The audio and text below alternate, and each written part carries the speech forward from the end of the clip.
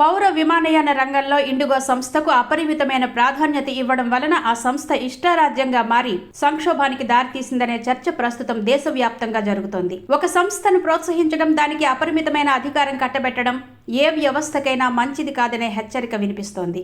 నిబంధనల అమలులో ఇండిగో నిర్లక్ష్య ధోరణి ప్రదర్శించి లక్షలాది మంది ప్రయాణికులకు ఇబ్బందులు కలిగించినట్టే పాలకులు అదే చేస్తున్నారని గుర్తు చేస్తున్నారు. వ్యవస్థల్ని ప్రైవేట్ పరం చేస్తే దాని పర్యవసానాలు ఎలా ఉంటాయో ఇండిగో నిలువెత్తు నిదర్శనమని చెబుతున్నారు. ఆంధ్రప్రదేశ్ రాజకీయాల్లోనూ ఆ అపరిమిత అధికారం అంశంపై విమర్శలు వ్యక్తమవుతున్నాయి.